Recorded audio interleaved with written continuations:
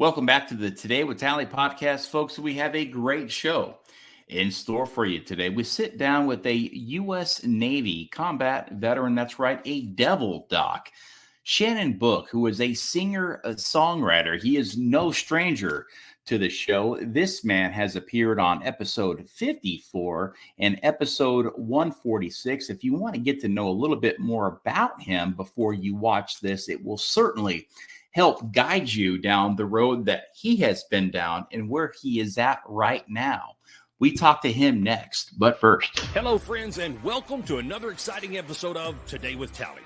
The mission and goal of this podcast is to bring an engaging conversation that will add value to the lives of everyday people. We will inspire, encourage, educate, and tell the stories of America's finest men and women in an effort to motivate you to live your life to its fullest potential. Be sure to follow us on social media and search Today with Tally. Be sure to subscribe, follow, and share the program as well. Ladies and gentlemen, your host of the evening, Mr. Brian Tally.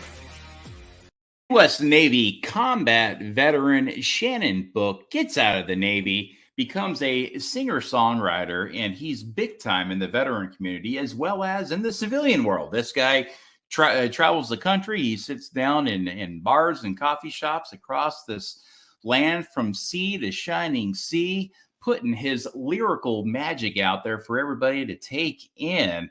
And folks, with that, we are honored to be joined by Shannon Book. How are you, sir? Well, if I were doing any better, it'd probably be illegal, Brian. You're always full of jokes, man. I tell you what, you're no stranger to the Today with Tally podcast. It's an honor to have you back on. You've been on episode 54. You've been on episode 146. And like I was telling my audience before this, I highly recommend you go watch those two. They're very powerful and engaging conversations that we had that will kind of lead up to where we're going to be going to right now. And that's your new music video, an MTV style music video that was directed and produced by Christopher Martini, who is an absolute legend in the country when it comes to doing documentary style, shows and movies, and has got some tremendous experience in all that stuff that he does. But let's talk about what you want to talk about today. And I know that's one powerful song in a music video that portrays the loss of a loved one or someone important in your life. Yeah. That's it started as one thing and has branched out to become so much bigger than what I ever dreamed it would be. It's amazing. When the song was written, I was asked by Rachel Jackson, who at the time was kind of managing me because God knows I needed it. And she asked me if I could write a song for Gold Star Moms. And I was like, I don't know what to say about that. What do I say to a mother who's lost a child to combat, little kid? And she's like, well, you've got 8 months. Can you have it ready by the time this event comes around in August or whenever it was? And I was like, sure, I'll give it a whirl. So I did. And I wrote the first verse on my thigh at a stoplight. And I since then have had it tattooed on my thigh. But the first time I played the song, I had not just Gold Star mothers, but Gold Star family members lined up beside me. And this is in Fort Bragg. And that was probably the toughest time. This is the first time I ever played it in public. And at that point, it was all about Gold Star families. They went from Gold Star moms to Gold Star families. And then over the course of time, everybody that hears the song, it means something special to them, regardless of, whether they're a Gold Star family member or not, So it has become something greater than I ever could have imagined. Sure. And when I first heard it, I was like, wow, anybody can relate to this song. It's not just for Gold Star families, when I heard it, I was like, man, I immediately thought of some friends that were civilians. I mean, really, at the end of the day, it portrays the loss of a loved one or someone important in your life. And I know, we're trying to get this out to a populace who could really sit down and, and interact in a way with this video to where it can help them, get through their grieving process, or even share it with another loved one, or just listen to the music itself. And because the lyrics do speak to you, and I know lyrics can be very powerful. I know you did a very great job when you put all this together. Now, when you put it together, did it just come to you from your own combat related experiences, or did you have to interview people to kind of get the words and the language that you wanted to use to make it all make sense to the listeners out there? It's funny that you asked that question, because none of it was done intentionally, except for the fact that I told her I'd give it a whirl writing the song.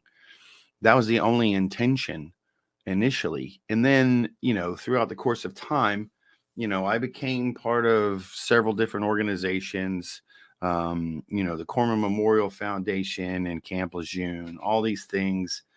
And I got to meet a bunch of Gold Star family members. I've got to, I know some Gold Star family members, and, because I did 2 tours of combat. So I know some people that we've lost that I've met their family members. And, so those things played a part in it, but it literally just happened. Like I didn't even know when it was not. Sometimes a song is what I think Billy Gibbons kind of coined the phrase catching lightning in a bottle. Sometimes it just happens and it's that fast. I've written songs that take less than 5 minutes to create from start to finish. I've written songs that take 15, 20 minutes. This one probably took me all of about 6 months. The first verse hit me like a ton of bricks sitting at a stoplight. I didn't have anything to write with except a Sharpie in the dash console of my Jeep. And I didn't have a piece of paper, so I wrote it on my thigh. And when I did that, I went back home and I played around with it. And I played around with it. And I played around with it. And then it became very, very obvious that I should write the song about what I would say to my own mother in the event that I died, whether it was in combat or not. And tell my mom that, hey, listen, just so you know, you did everything you could and I did what I was supposed to do, and it's okay. I understand that you're hurting, but please continue to be you and know that I'll see you again in heaven. And that's the sum of the means. Mm-hmm. And so from that point on, that's what it's become for everybody. Like I've had people come up to me and go, hey man, I just want you to know that song is really awesome.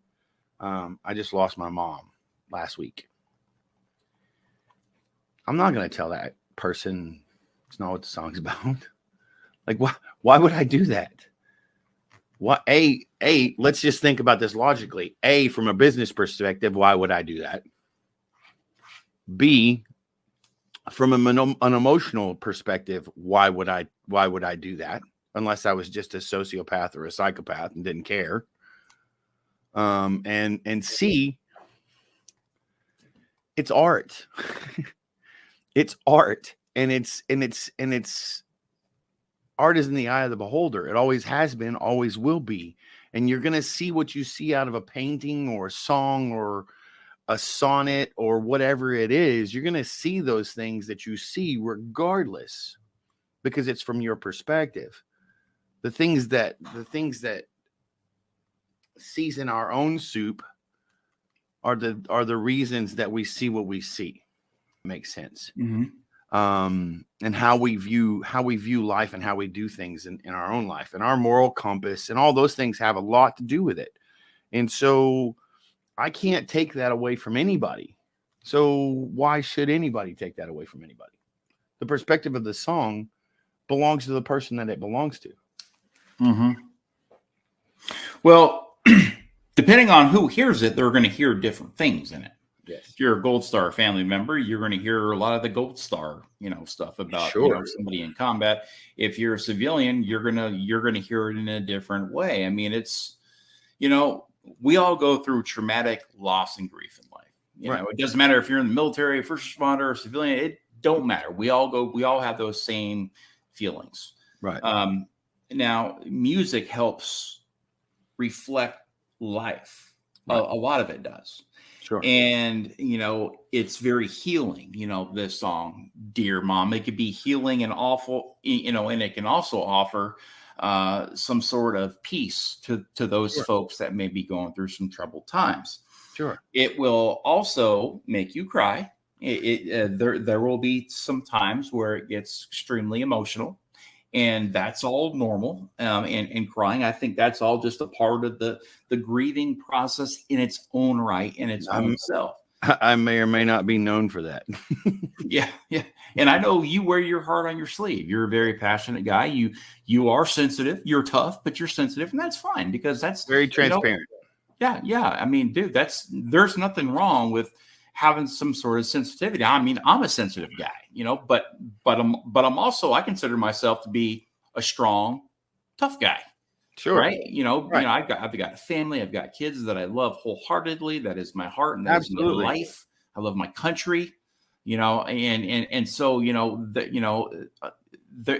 there is a sensitive part of Brian. Right. And I think that there's a sensitive part in everybody out there, especially that goes through loss, grief, traumatic type situations. Sure. You name it. Now, you wrote the first verse on your thigh with a Sharpie at a red light. Mm-hmm. Now, when you did that, when you went home and you put pen to paper and you actually got this done in 6 months, the Gold Star families really saw this. Now, how has the Gold Star family community, Dear Mom? Well, as a whole, I can't really say that the Gold Star community as a whole has embraced it, because I don't think that they've been completely aware of it as a community, but individuals have seen it and cherish it. I mean, it literally, has, and the song was meant to give them solace and peace and understanding that, hey, what happened because of God's purview, and God, you'll see them again. But as a Gold Star community as a whole, I don't think that it's gotten big enough to where it has been seen by all of them, which is tough, because like I see a lot of that. I see a lot of the Gold Star families around. But I think that what I've also learned in that community is that individuals only have so much influence. And not everybody has what's the word I'm looking for? I don't want to necessarily say clout, but clout and following maybe, that would require, that would get it to be seen by many other people. And some people just aren't ready to see it. Some people are just not ready to feel what that song brings to light. Very true. Yeah. You have to be in a certain type of mood. Sure. Like if you're sad, a lot of the times you're going to revert to sad songs. Sure. If you're in a happy mood, in uplifting, positive mood, you're not going to listen to a sad song. You're going to listen to something that's going to keep that energy flowing in a positive way. Sure. So when the song really comes to play, they want to do it at a time of sadness, grief, sorrow, and remembrance. And a lot of times we want to avoid that because it brings back memories, it scabs. However, I think it is all a part of the healing process. And I think it's all timing. I think it's all timing, like you just said. Well, and not in the other side of that coin is that the song is supposed to be, people are like, oh my God, that song is so sad. I mean, and it is. It really is. If you watch the video, you're like, it'll tug on you. And Mhm. the song, the video itself was basically created by a group of veterans, some of which I served with, and Gold Star family members that I just had met, just because of people that, you know, Christy Renfro Statham, and Chris Martini, all put together. And the crew was all veterans, and it was just one of those cool situations where all these people brought all these people together, and it created this culmination of situations where there was a lot, man. It was one of probably the most emotional 3 days of my life. When we were done, like, I spent 2 days sleeping in a hotel. Like, no joke, in San Antonio. I only live an hour and a half away from San Antonio, 2 hours. Like, I could have came home, but like, A, the weather was crappy on a motorcycle, and B, I was exhausted. We were torn down, exhausted, emotionally drained, just because of all the emotion that the song brought out in all of us. So I can only imagine how it plays out to other people. But the song is not supposed to be sad. It's supposed to be hopeful. From where I stand. However, now let me touch on that. You say the song isn't supposed to be sad. However, you did say the song is sad, and that's okay. Okay, the song is sad because it's real, right, and it's raw, and it's vulnerable. But what people got to understand that, hey, guess what? Life is sad. Right. Life is sad. Life is not easy. Life is hard. Right. And life is real. Life is real. Yes, real. It's raw. It's vulnerable. It will speak directly to you. Right. If you open your heart and your mind up to the song, if you've gone through that type of situation before, it will speak to you. Yes. And again, it can bring you that hope and deliver you from that evil or those dark thoughts that you have in your head, because the song is a release. Right. It's a release. Right. And, and again, it's all up to the person that if they're in that state of receiving or not. And I think they have to be in that certain mind of receiving in order to take it all in and to hear it in a way that is meaningful. Right. The crazy part about it is, like, there's several specific recipes for writing songs, and a lot of them come from disparagement, discouragement, and devastation and sadness and sorrow and all that stuff. But there's what's called a refrain in a song that brings everything back around, and it takes it from the devastation and being like, all of a sudden, man, this really sucks. This really sucks, but I want you to understand that, hey, it's okay, and then I'll see you again. It's all good. And that was the whole perspective of the whole song. Like, hey, man, I know, because I've seen this and I know how bad this has to feel for you. But damn it, don't worry about it, because we'll see each other again. And know that I love you and that you've done everything you can to make me the person that I am. And that's the whole perspective of the whole song. It's a message in a bottle. Yeah. Really. I mean, it's a message in a bottle. It's a message that you can always go back to and listen, and again re-engage with those old memories and the laughs and the love and the light. It's just, music is powerful. It's so powerful, and like I said, depending on what type of mood you're in is where you're gonna go with a lot of that music. And right now, there's a lot of people that are sad out there in our country, and within the veteran community, we've got veterans that are losing their life by the day. 22 or more a day. Our country has been fighting these endless wars since I've been alive. I'm 46. Oh my And gosh, you're right. But you know, the blood that has been shed for our country, yeah. you know, and it comes down to, you know, songs, powerful songs like Dear Mom, you know, it's like, you know, it's very sad. It's very sad that we even need to write songs about this. But again, it's not just about combat. It's about anybody in life. Now, I want to know, how can people go watch this music video? Well, it's on YouTube. It's also on Apple Music. You can watch the video on Apple Music, but you won't see the interviews on Apple Music. It's just a music video. The full length video is on YouTube. It's on my YouTube, Shannon Book Music. And yeah, that's where you can see the music video. You can probably see it on my social media pages here and there. But primarily YouTube. Mm-hmm. So folks, go to YouTube, search Shannon Book Music, go to videos, scroll down to the Dear Mom music video, and you will see it and see for yourself. I mean, give it the 4 or 5 minutes that it deserves, because I can tell you right now, it's 7 minutes and 20 seconds long, but it's worth it.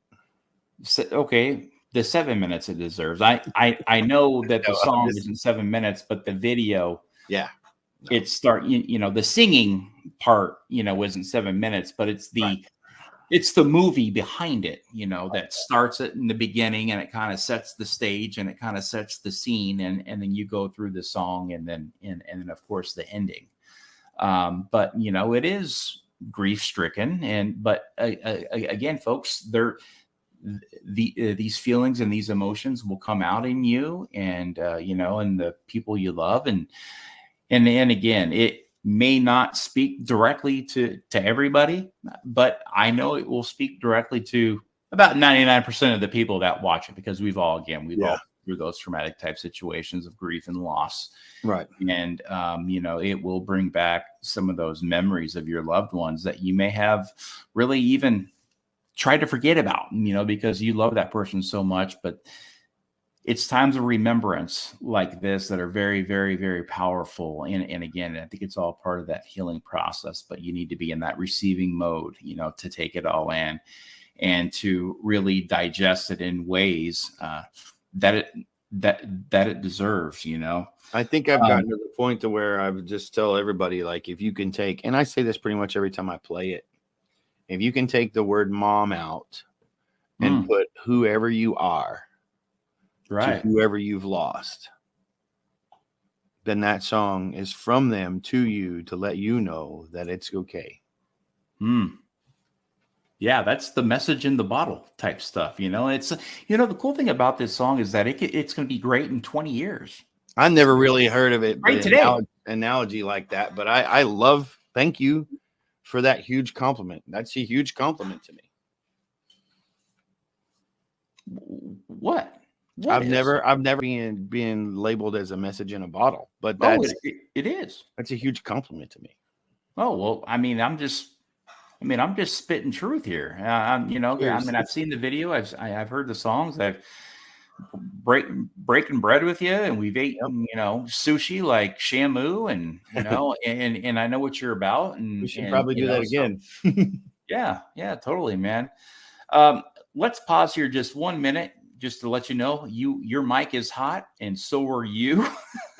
But I got to give a quick shout out to today's show sponsor. If you're based in the Houston metro area, or really anywhere in Texas, come on down to Third Coast Barbecue.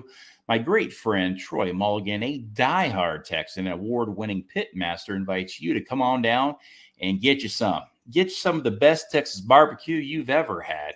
From ribs, brisket, smoked turkey, pulled pork, it's all prime, folks. They even have burgers, gumbo, specialty sandwich. Let's not forget about their award-winning boudin. That's right, folks, the best you'll ever have this side of the Mississippi. When you're at Third Coast Barbecue, you're at home. You feel at home. Outdoor games, picnic tables, covered seating, fans, TVs, music, and much more. Grab a cold drink or perhaps that homemade peach cobbler or banana pudding. And also, don't forget to ask about their famous twisted pretzel tray and their smoking sides, smoked pintos, chipotle slaw, mac and cheese, potato salad, smoked collards. I'm getting hungry. I'm getting ready to go on down to Third Coast to get me some. See for yourself today, folks.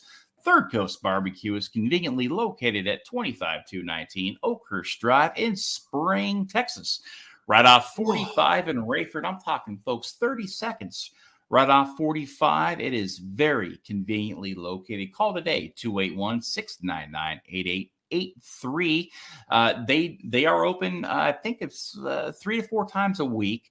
They are open. I believe they are closed Monday, Tuesday, and I think they're open Wednesday, Thursday, Friday, Saturday, Sunday.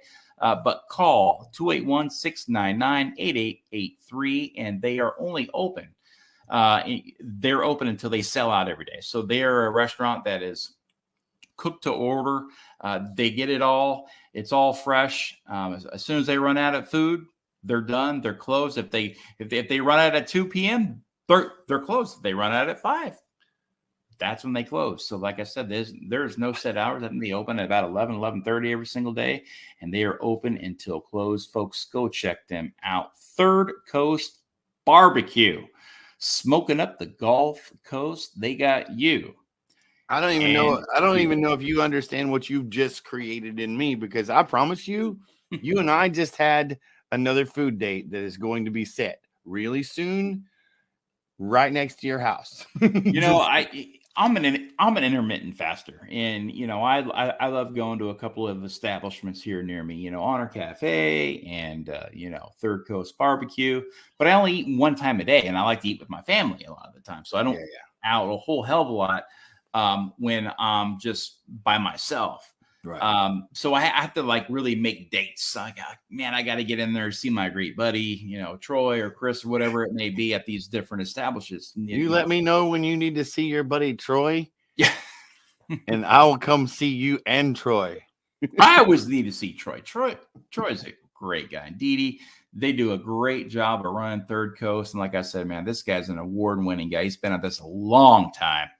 And when it comes down to Texas barbecue, I've had a bunch. And this is the best. I am not a native of Texas or whatever. I do like to eat. I like my barbecue, but I'm learning, you know, a lot about Texas barbecue over the last 3.5 years since I've been here.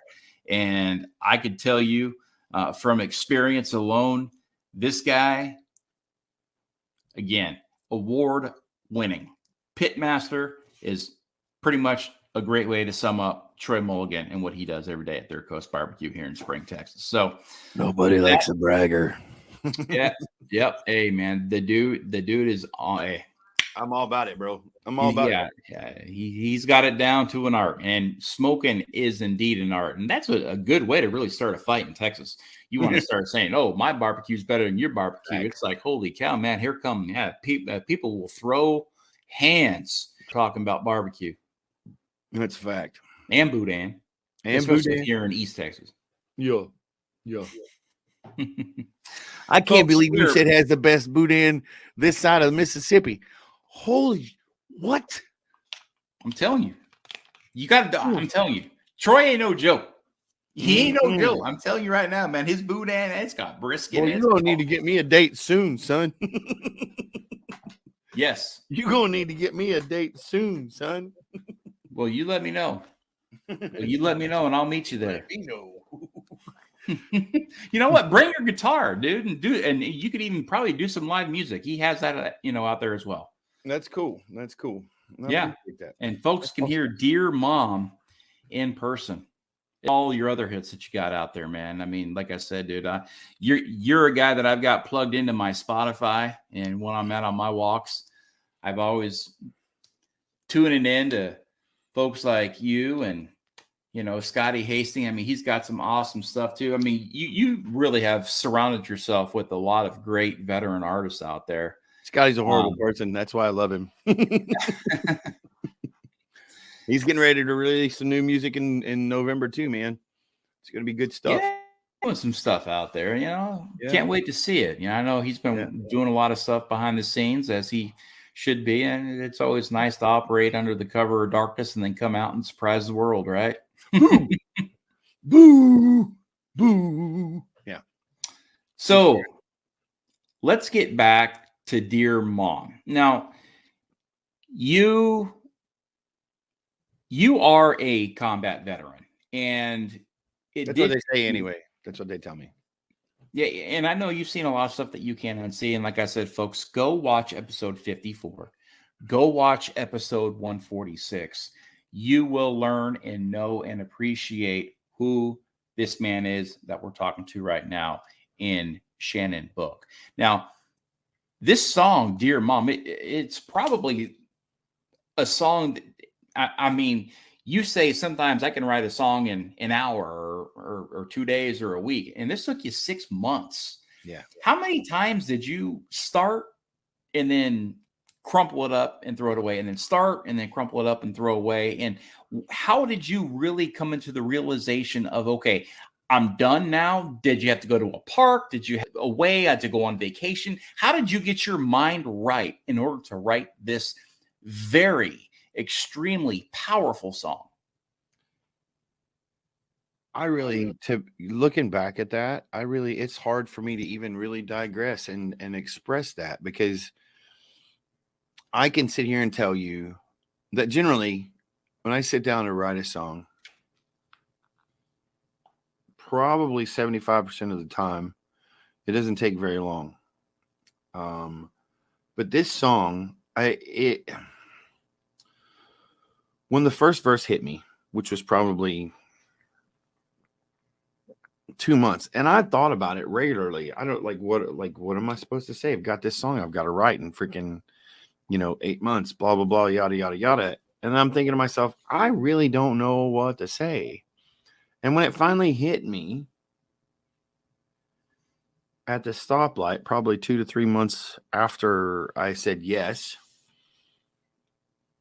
it's still like I played the first verse and I put chord progression behind it, and I put a melody to it, and I dabbled with that melody a little bit, and I messed around with the chord progressions a little bit, and then I had to come up with a chorus. And then once I came up with the chorus,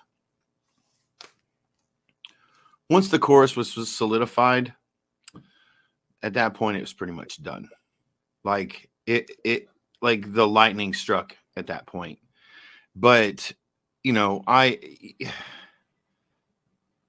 my whole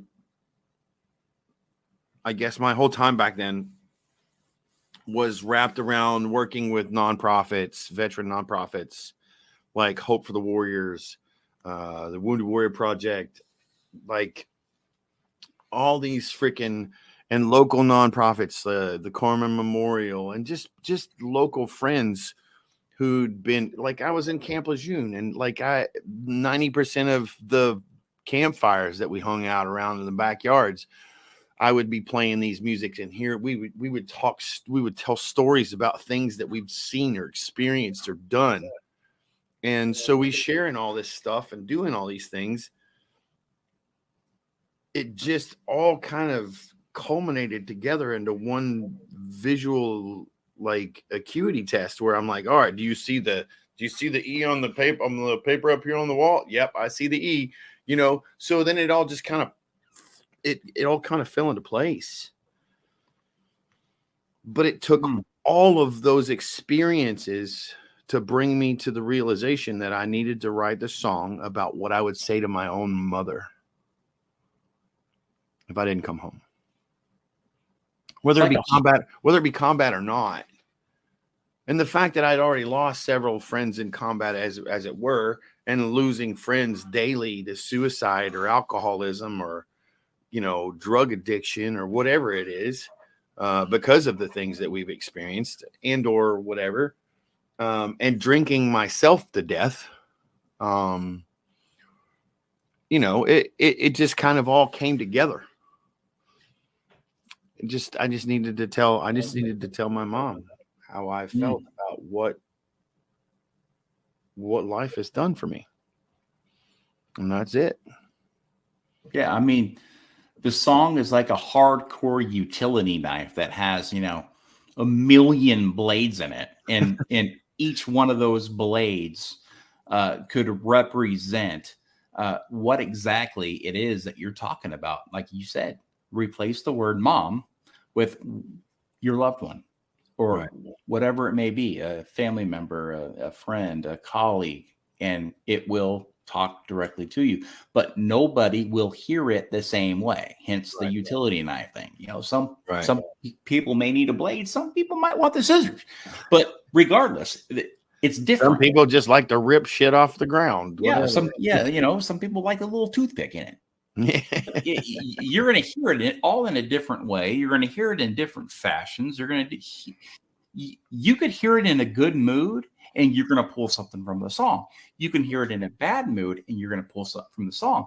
But each one of those times, you're going to experience something different because it is weird. And I've done it with this song, and I wrote it. Yeah. I mean, it's very powerful, folks. And I encourage you to go online today, go to YouTube, search Shannon Book Music, give it the 7 minutes and 20 seconds or whatever it is, the full video that it deserves. And I guarantee you'll be glad that you did. And then once you do, forward it on to a friend and say, check this out, because look, our days are consumed with just horrible stuff literally every day. We are living in the twilight zone right now. And this song was done by an honorable man for an honorable reason and an honorable purpose. And the song definitely deserves to be heard, to be listened to be shared, because it can add so much real life value to people that are out there that are looking for it, that are looking for some value to be had. And it can be life-changing. I'm telling you right now, folks, just go out and give it a try. Search Shannon Book Music anywhere you get your music. I know you're on Spotify because that's where I listen to a lot of your stuff. You're on YouTube, you're on TikTok, you're on Facebook. All those places, Deezer. Yeah. I'm even on Napster. Can you believe that? Weird. Napster, dude. That's like, it's still there. Promise. Weird. Wow, that's hardcore, man. But yeah, so I do want to give a couple shouts out because this music video and this song wouldn't be what it is without them. Anybody and everybody who's ever been a part of me playing it and sharing it. So all of that is definitely important. But this song, John Moyer from Disturbed, the bass player, helped me produce it. Omar Vallejo's studio here in Austin, 512 Studios. Chris Harper, Rodney Hall, Barrett Smith is a good friend of mine who helped with some of the funding. My girlfriend, who's always supported me, Christina, she's amazing. My mom and dad, obviously, but also Operation Encore and Triple Martini Productions, who helped create the video, and Chad Campbell and Christy Statham, and all the people that were. I wish I could list them all, because they're the people that put this video and this song together for me. So I just want to give all those people a shout out, and everybody that supports me musically, period. Mm-hmm. Well, you're easy to support, guys. This guy, I mean, it's not very hard to not like you. I mean, you definitely have made yourself hard to hate. I mean, you're about as genuine and sincere as they get. And you're hilarious. We all love and appreciate dark humor, especially in the veteran community, and you do that very well. You could even probably be a stand-up comic. Like I said, you remind me of one of my best friends, Jeb. And the Jebster, we've talked about Jebster is for the. One day I'm going to get you and Jeb together, and you guys are going to freaking. I'm all about it, bro. That might be dangerous. I'm all about it. You guys Listen, are older I've watched you and Jeb interact, and I may or may not have interacted with a couple of those things. I feel like the world wouldn't be ready for us, but I feel like we should do it anyway. Well, no, you guys I think, are at an appropriate age now where it would be okay. But 20 years ago, yeah, it would have been dangerous, man. You guys would have been in TJ tearing it up. You probably would have had an international incident. Nobody talks about TJ, bro. Nobody talks about Club XS. Nobody talks about that shit. An international incident has just taken place in Tijuana with a Devil Doc and a Marine. Oh yeah, dude, I could totally. You know what? It's probably good that never happened. But look, now sure I think it's already happened, but it's been under the covers. Nobody knows about it. Oh man, I think now would be a good time for that introduction for sure, yeah. because you guys definitely would be instant brothers. I mean, but you're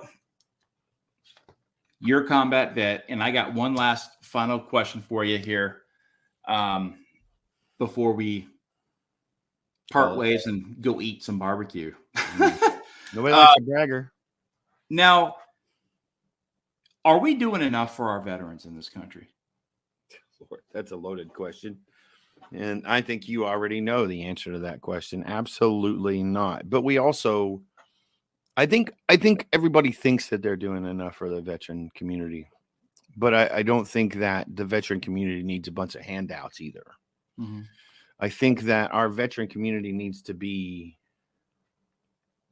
treated with the respect that it deserves. And I think that the promises that were made upon enlistment need to be maintained. And when I say that, what I mean by that is the VA structure and all the promises afterwards, college and funding and support and all those things that they talked about prior to enlistment should definitely be valued and honed for certain, because we all know that the VA system it's tired and it's beat up and it really is not structured very well, and it literally is destroying people left and right. But I don't necessarily think that that's the people in the VA system. I think that that's how they're putting the system together, and none of it talks together and none of it works together, and it's all different facets and it's all weird. And I mean, for Christ's sake, you created a bill for it, the tally bill, like, for Christ's sake, but as far as the rest of it goes, I think that people are doing all these really cool things about, going hunting and all this other stuff. But at the end of the day, going hunting and taking these veterans out into the wilderness and having a I don't know, a 45-minute conversation on a 3-day period and then sending them back home to the reality of world doesn't really do much for them. So, I mean, it's a great release and it's a great getaway. But at the end of the day, is that really what's necessary? I don't think so. I think what really needs to happen is I think that we all really need to understand that there's a lot of work inside of ourselves, myself specifically, that had to be done to get me to where I'm at today. Mm-hmm. And there was I've done a lot of hunting trips and I've done a lot of this stuff and I've done a lot of these freaking nonprofit organization things. And at the end of the day, what has worked for me the most is sobriety and hard work and therapy. Yeah. No joke. I had a Master Guns on yesterday, and he says, you need to be willing. You need to be willing. There needs to be willingness to make yourself better, because nobody is going to do it for you. You will have a support structure. You will have people to lean on that will help, motivate you and inspire you and encourage you to live the life that you were intended to live. But at the end of the day, it all boils down to the man looking right back at you from the mirror. Right. Only you can save you. If you don't do that, you never will. And there's no entity, there's no government program, there's nothing out there that's going to help you. If anything, those programs are going to put you right in your chair. And that's why so many veterans at VA hospitals are so obese. They're so I'm talking, they can't put their shoes on. A lot of these Vietnam veterans, I mean, they have lost hope. I've even seen a lot of younger veterans in there that have completely lost hope, and it's not easy to fix and heal yourself, but it's what's needed to get past that hump. And I think a lot of the issues that could be addressed, it all starts with you. I think you have one of the best sayings in the world, and it's just be 1% better than you were yesterday. Just get, you can't do it all. And just like, I remember when I was in my chair for all those years, man, and you just see everything kind of just dwindling right before your eyes. You're like, I'm going to lose that. I'm going to lose this. I'm going to lose that. I'm going to lose this, man. I've lost so much. And then you start to lose, your mental toughness, and all this other stuff starts to just kind of just cave in around you. Yes. And it's like, man, I can't live like this. I need to get back to who I was before my injury and before this malpractice, robbed me of my life, of my physical life, of my, personal life, my professional life, my family life, and I was like, I can't live like this anymore. And you don't, even though it's still part of your everyday life. Mm-hmm. What I know about you is that you don't live there anymore. Mm-mm. You don't. I'm afraid to go back, dude. I put so much pressure on myself. Literally, I'm afraid to go back because it was such a dark time in my life. And literally, like, I and that's why I pushed myself so freaking hard, and I'm so hard on myself that I'm afraid to go back there. I can't tell you how many times I've been intentionally and or unintentionally almost myself. And I don't ever want to go back there. Ever. I can't ever go back there. So I still do therapy twice a week, sometimes 3 times a week if I need it, because there by the grace of God go I. Mm-hmm. And I have to work on me, not you or anybody else. I have to maintain me, because at the end of the day, nobody else will. Mm-hmm. Get all the pats on the back I want, but at the end of the day, if I'm not doing what I need to do to make sure I'm right, then I may as well just put a gun in my mouth today. So I'm not interested in doing that anymore. Yeah, absolutely. Now, the reason why I asked you that question is because, your opinion does matter. Like a lot of veterans out there that feel as if they don't have a voice.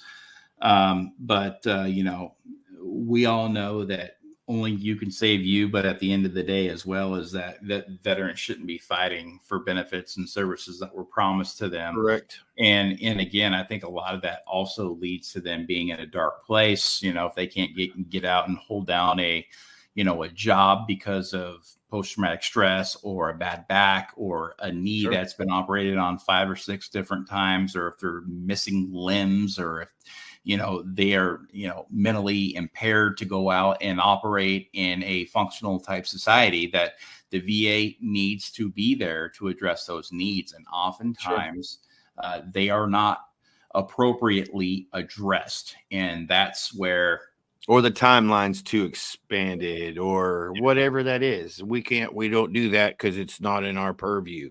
Well, I'm sorry that's not in your purview, but you can pay for that. Well, we're going to have to get this other organization to help you with that. Well, that's not how this should work. You made a promise to this person, to me. You made a promise to me.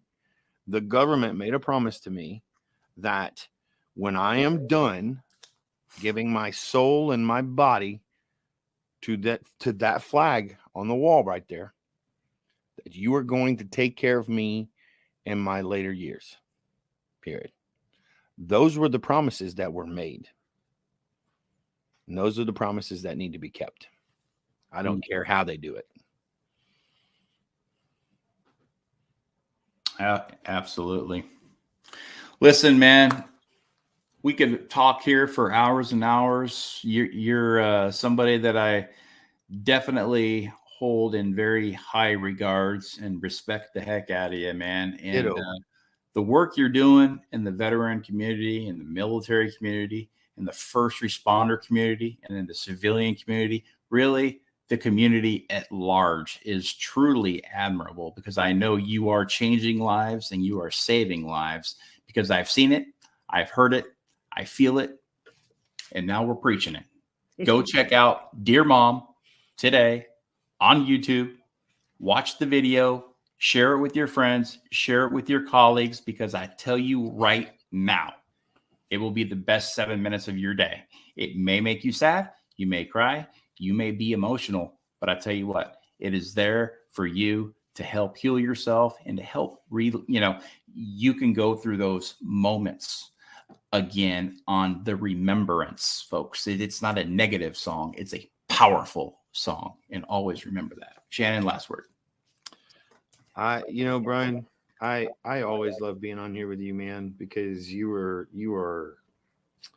as real as they get. And that's the only thing I ever want to keep in my life anymore. I'm not interested in sunshine being pumped up my backside. I'm not interested in stories. I'm not even interested in pats on my back. But I will tell you this. I'm grateful for you. And also my last and final word is take accountability for yourself. Take accountability for yourself, because I have had to do that. And that's where the real world and that's where the real work is done. Mm-hmm. Amen. Amen, brother. Love you, bro. Love you too, my man. Mean that. Oh, see. Oh, there is some sensitivity. But don't think I won't beat a mother trucker with a baseball bat. Oh yeah, see. Exactly. My kindness is not weakness. It is given. Oh, yeah. Amen. Amen to that. Folks, don't forget to subscribe, like, share the program. Hit the it's button never thingy. been easier to listen to this podcast. I've made it really easy. Now check it out. Yes. We're on Facebook, Spotify, YouTube, Amazon Music, Google Podcasts, iHeartRadio, TikTok, Twitter, and now LinkedIn. I'm getting professional. Simply search Today with Tally, and you will check it all out. You can see my posts. You can engage. You can even sign up to be a guest on this very podcast. You can also learn more about me, my personal story, and perhaps even get my new book at briantally.com. I'm also a speaker. I speak throughout the country. If you want to get me out to one of your events, simple, go to briantally.com, contact us. It'll come right to me. I'll respond, and I'll be out at your next event. Folks, remember to stay inspired, stay encouraged, stay motivated, and always stay in the fight. Until next time, for the Today with Tally podcast, this is Brian Tally. Good night, Semper Fi, and God bless.